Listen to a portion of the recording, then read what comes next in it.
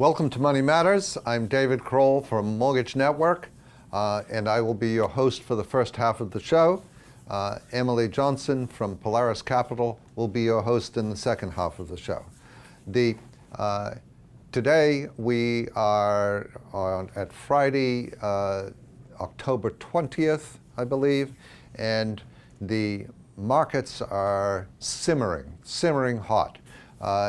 There's word on the street that the tax plan, the Republican tax cut plan, is becoming more of a possibility than we thought before. So remember, always with Wall Street, it's buy the rumor, sell the fact. Well, the rumor is on. We broke through the 23,000 Dow this past week. The Dow hit 23,000 and went beyond it, and it looks like it's going to have another very strong day today. This is all very interesting because it's being powered by the possibility of a tax cut. Let me give you a little bit of background on that and what kind of turbulence this is going to cause in the markets over the next week or so. By next week, which will be the first week of November, it'll be November 1st or 2nd or 3rd or whatever, we should have full knowledge of whether this tax cut is going anywhere or whether the markets have returned to normal. But here's what's going on. Most of the money in the tax cut, as proposed, will in fact flow huge amount, hundreds of billions of dollars will in fact flow to corporations who will flow that money more or less directly to shareholders. This in turn powers the value of the stock. So if corporate tax rates go from 35% to 20%, what will the corporations do with the extra tax? Every single corporate chieftain, every single corporate board knows precisely what they're going to do with the cash. About 10 or 15% of it will go to the development of their products, their markets, and their business. About 30 or 40% of it will go to the buyback of shares, and the other 50% of it will go to increased dividends. This is for mature AAA blue chip stocks. It'll go as increased dividends, and it'll go to buyback stock, both of which greatly enhance stock value, both of which push the prices of stock, make the stock more valuable. So the benefit of the tax package is, for the most part, the corporate side of the benefit in the tax package is, for the most part, going to go into the hands of wealthy individuals who own the stocks.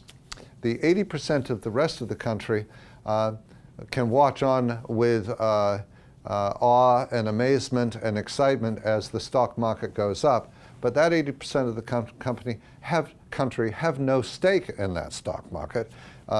They don't own any stock, and therefore the fact that the stock market is going up really doesn't affect them at all.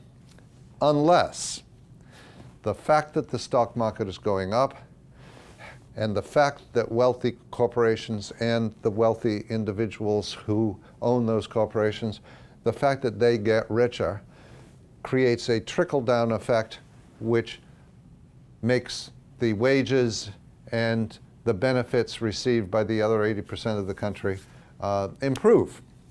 So that's since the early days of Reagan, President Reagan, ever so long ago.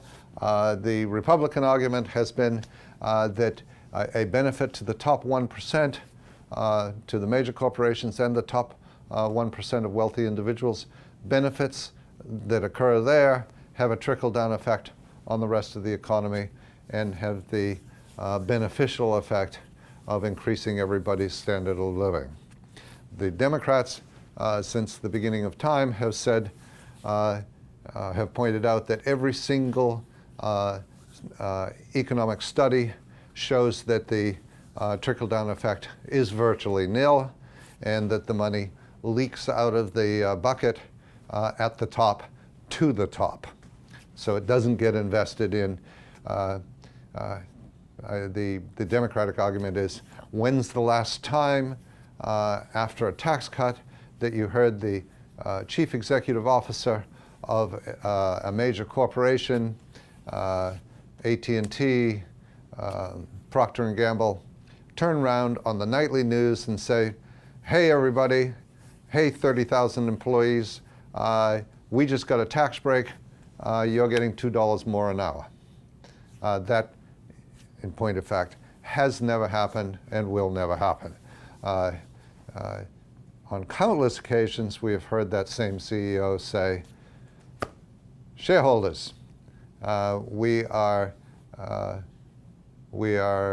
happy to announce a special dividend or an increased dividend.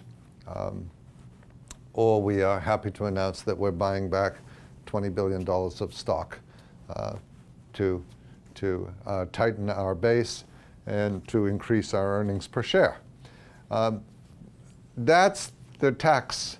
That's the tax plan in its essence. The majority of Americans will see a de minimis change in their taxes if such a plan passes. It'll be de minimis. It'll be plus or minus $1,000, plus or minus $2,000 or $3,000 at the very most for a $60,000 or $80,000 a year family, and the consequences for all of the tax returns below $120,000 are really not well known at this point. Only the big chess pieces are identifiable at this point. So what you're going to see is, based upon that very straightforward equation, you're going to see stock prices continue to jump up in anticipation, as long as there is anticipation of a tax plan or a tax cut. The Republicans are calling it a generational tax cut. In other words, a biggie. Tax cuts tend to be very important in American economic history because once given, they're hard to take away. So they're a little bit like entitlements. They're a little bit like President Bush's pharmaceutical plan. They're a little bit like Medicare, Medicaid. Any entitlement is hard to take away. Tax reform, tax plans tend to be the same. Once they get instituted, they stick. So this is pretty big deal. The chances of it actually occurring, remember, the market is buying the rumor. It will sell the fact. In other words, the chances of this actually occurring are still minimal within this calendar year, and it's widely anticipated that there may be quite a bumpy correction to the stock market, 1,000, 2,000 points, if the fact of no tax plan actually taking place leaks back into the equation. So everybody's optimistic. Everybody's buying the plan for the moment. Excuse me, yeah, buying the rumor, and we'll see whether it comes true. That's for the most part the story. The flip side of it is that interest rates are due to go up another quarter at the end of this quarter. The Fed is going to raise rates again, and there's discussion about who the new Fed chairman will be. The market is hoping that it's the successor, that the successor to Yellen will be her assistant. That would bring about stability, and we'll see on that front as well. Interest rates are creeping up. Stock market is booming. That's it for now. This is DCrowell for Money Matters. Hold on, don't go away. Emily, we will be back for the second half of the show. Bye-bye.